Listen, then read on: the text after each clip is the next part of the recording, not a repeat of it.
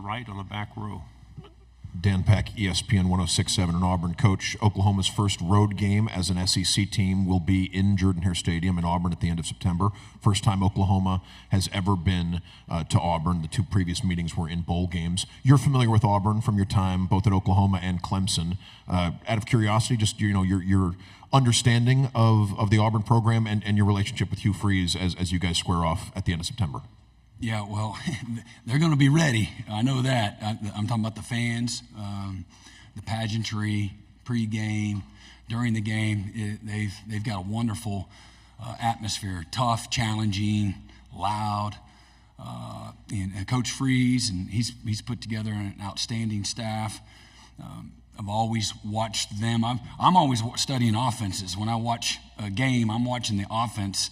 Most of the time, I don't watch the defense. I'm just always looking for good plays that I know are coming if we haven't seen it already. And Hugh's always been on the front end of the cutting edge of the next new great thing offensively and putting you in conflict on defense. So I've got tremendous respect for he and his staff and what he's been able to accomplish in his career. We were in Turks and Caicos until I saw him at the SEC meetings. We were in Turks and Caicos with our families a summer or two ago, and we found out that we were down there together. And so we had a quick chat. But great people, good man, and fantastic coach. And Auburn's going to be a real challenge, on the road.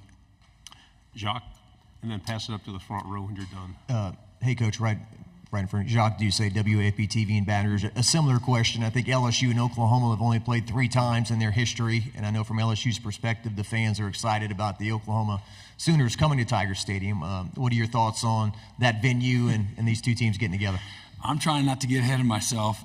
We certainly know that's on the schedule, and we understand. I've heard it from any coach that's coached in the Southeastern Conference. They talk about playing in Baton Rouge and at any time, let alone a night game, and the challenge of that, the difficulties of that, very real. And so something that's, again, for our players, we want to, as a program, we want to go to those venues. We want to be on the biggest stage in the biggest game. So we don't shy away from that as a program, something that we know is going to be tough and challenging, but glad that that's on the schedule. That's hopefully, I know it's going to bring out the best in our guys, and I'm sure it will for them as well, and it'll be a great game for college football.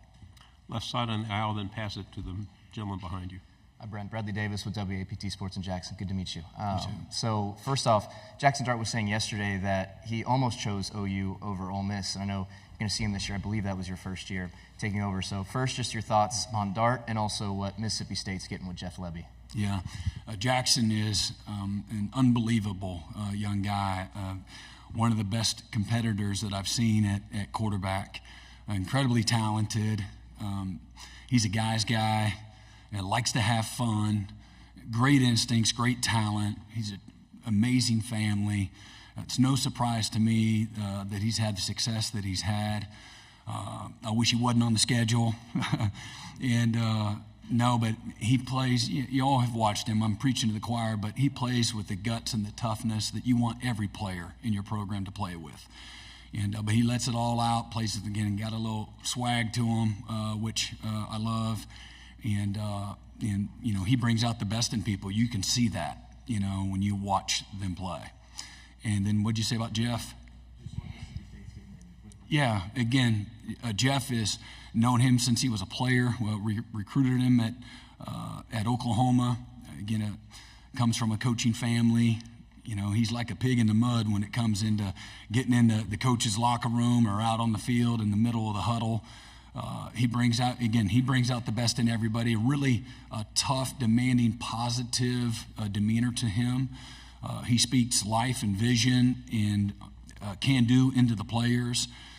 He's a thinker. He knows how to respond when things aren't going well. He handles adverse situations really, really well. He's just a strong man, great husband, great father, great people. He's got a fantastic staff, and he'll fit in really, really well in Starkville. He's a West Texas kid and fit in really well in that passionate community. And then Zach Selman, they have a long-standing history and relationship that will benefit the program in the locker room and the staff, the university, because of that relationship. They really will see eye to eye from the get-go. Right side on the aisle, then please pass it forward. Go ahead. Jordan Kay with the State Newspaper. Coach, you've got a 8-game winning streak against South Carolina. What's it going to be like to face them wearing different colors? And, will you call Coach Swinney after that and, kind of share the game plan a little bit? Well, I'm not looking forward to seeing Shane again in that manner, because I'm a people person, and I don't like facing people that I know and I like. I really don't. Because I know the byproduct of it, man. But it is what it is. But if you're asking me how I really feel, Shane's done a great job. And I know they had some adversity last year and started off the season in a tough way and finished really well. I think that they're undervalued as a team. I've really looked at them hard, looked at their roster, looked at how they played throughout the year. They played their best football at the end of the year. Even when they came up short, I spoke earlier about being a one-possession league, and they were on the wrong side of that a couple of times. But everybody they played, maybe exception of one person, I can't recall, but maybe it was Georgia. I think that was in Athens. And they're going toe to toe for a good part of that game, and their defense. I know the final numbers don't look great, but I think it was something right around 300 yards of defense. Maybe their last 6 games that they gave up, maybe a little less than 300 yards and 20 points or less. They had an outstanding back half of their season. And then they got everybody back. They've done a really good job and have a lot of guys back. They've recruited well in the transfer portal, and they had a lot of young guys up front on the offensive line, and that'll only be better. You're going to get baptized anywhere in college football, let alone the SEC, if you're a freshman playing on starting on an offensive line, and one of the hardest positions to play as a freshman. But he's got a great staff. What I've always appreciated about South Carolina, it doesn't matter how the team's doing. They're going to show up early and they're going to stay late. They're passionate. I had a friend that coached for Lou Holtz at South Carolina years ago while I was still at Oklahoma, and I had no idea what South Carolina and Clemson was all about.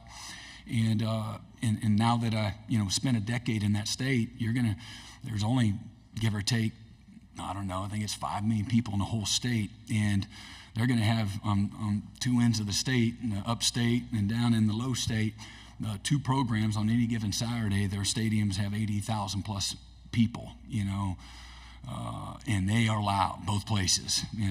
So that's really cool. As a lover of college football and the pageantry, the hate of the rivalries, and then really kind of having a bird's eye view. I've been kind of watching, over the fence what has taken place at that program, whether that was with Coach Spurrier, Coach Muschamp, I forget his name, the offensive line coach, great coach that they just hired back from Georgia State, leaves the head job, and Sean Elliott, great coach, tough guy, and then now Shane and what he's been able to do to galvanize that fan base, and they're recruiting really, really well right now as well. But they have a lot. If you haven't been to South Carolina, they've got it's a really neat, community as the state capital there, and really nice facilities, real commitment to the excellence that I spoke about earlier. But big fan of, Shane as a coach and human being, great people. Third row on the aisle, then pass it to your right. Rick Henry, WSTV, Columbia. Coach, are you surprised that in all the years that Oklahoma and South Carolina have been playing football, that this season is going to be their first meeting ever? Yeah, and again, there's, both, Oklahoma's been to a whole lot of bowl games and has really traveled around the country in some of their non-conference schedules through the year. So, yeah, it is a little bit of a surprise. We have had some matchups with the SEC and some of the bowl games, but that one hasn't happened yet. It would be really great. We could all get our popcorn if Coach Spurrier and Coach Stoops were two good friends, if they were going at it as the head coaches of those programs. Front row on the right. Eric Bailey of Tulsa World. Kirby Smart, for all the success this morning, said any road win in the SEC is a huge win. Can you talk about just playing on the road this year, the expectations for Oklahoma? And I know every win for you guys the past 2 years with you as a coach has been tough. Just talk about the mentality of going on the road in the SEC in year one. Yeah, again, everything's hard. Everything, the windows that you throw through are hard. The gaps that you run through are small. There's length, there's physicality, there's depth, there's speed, there's precision, and then you go experience what a road game brings to you. Again, you're not looking at half-filled stadiums. You're looking at the best of the best. They're bringing it, and they understand the value of creating an intimidating, loud, difficult environment in order to operate in. And so, but it's a great opportunity is how I look at it. And but absolutely, I mean they're all hard. I'm 16-10 as a head coach. I think 7 of the 10 losses have been by one score. The eighth loss was our bowl game where we had 6 turnovers. We still had a chance to win it late in the game. That's probably been the hardest thing that I've had to go through as a head coach through 2.5 years is enduring that. I learned a lot from it. And but I want to be on the right side of those one-score games. But that's what we've talked to our team and talked to the staff about all the efficiencies. It's certainly there's a physicality component, there's a depth component, but there's also the efficiency component. So whether that's taking care of the football, I think we're 13-2 when we've won the turnover margin since I've been at Oklahoma, and we're 3-8 when we've tied or have been on the negative side of the turnover margin. And so everything's going to matter. So we're going to have to take care of the ball and be great in all the situationals, 3rd down, 4th down, 2-minute, 4-minute, red zone, offense, defense, can't give up, touchdowns on defense, got to score touchdowns on offense, all those things. What is it going to take to win those one-possession games, to win on the road in hostile environments? And so it's going to take all 3 phases, clicking the right way, and then you got to hang in there and find a way to win when it counts. 3rd row, left side, then pass it to your right. Jay Smith, Locked On Sooners. Coach, you are considered one of the best defensive minds in college football. And in your tenure in Oklahoma and Clemson, you put together some elite defenses.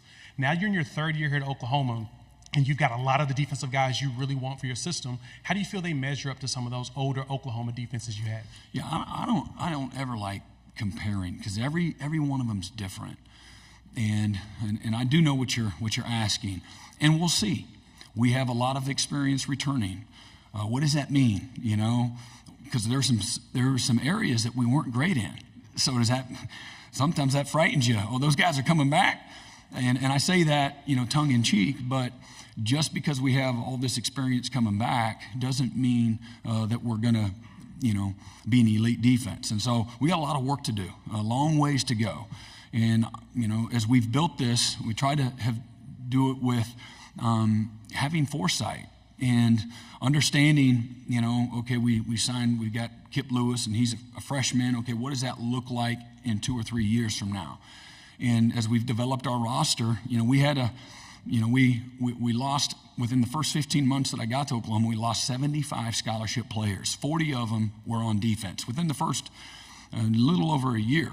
And, we weren't, as I look back at it, we weren't, after Coach Riley left, we weren't able to, our roster was not prepared for the exodus, if you will. And, again, I think that kind of goes without saying, but we had a lot of work to do in developing, again, the competitive depth. And so we went from, guys trying to widen the plate the first year to compliance in year 2. And now I see, a group of young men in the locker room that understand deeply, highly invested young men. And this is not just defense, it's every part of our program. That these guys they understand the value system. They value it every bit as much as the coaches. And so when I think about, what our potential is and, what we're capable of, that gets me excited because of the right people on the bus. You got them on the right seat. And again, as we continue to build, we're getting ready to sign what I feel like is one hell of a class in 2025 and hitting on all the areas that we need to hit on to be successful. You're going to constantly lose guys year in and year out, but you're trying to create something that has sustainability, longevity, stability, and continuity. And so to me, it comes down to not just the people, but creating an environment where they want to stay, they want to develop, they want to put the work in. They understand that, whoever they are as a 17-year-old, a freshman, they're going to look a hell of a lot different when they're 21, 22 years old. And so from that standpoint, we have several guys I mentioned earlier. We have 52 scholarship freshmen and sophomores. So we're still a young team, and winning 10 games and having a chance to win the other 2 games on the last play of the game in the regular season a year ago. We also did that with a roster that, had some of the most reps in all of college football with freshmen. I think we had over 4,300 reps. With our freshmen. So we have this unique blend of experience and youth. And for me, if guys keep their head down, stick to it, stay committed, and that's going to be the key to this defensive unit that you asked, their commitment's got to be greater than their potential. And if that is, we're going to have a chance to be, a really good unit, but we're going to be challenged and it's going to be really hard. And so I'm like, we'll see, check back in, December on, who we're going to be. Ultimately, our identity is going to be defined through the work that we do and through the season that we endure.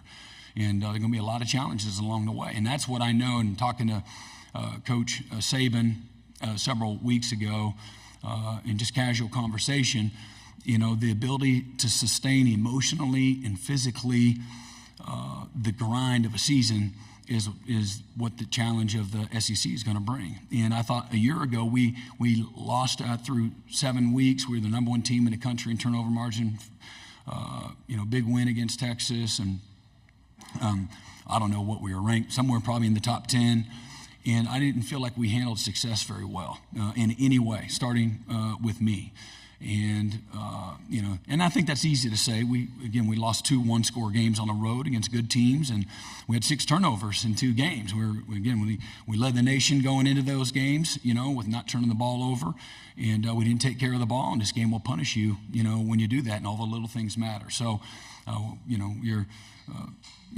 for me and the defense, I think the challenge is, who can we be in December? Thank you very much, Coach. Appreciate your time. All right. Appreciate it. Thanks.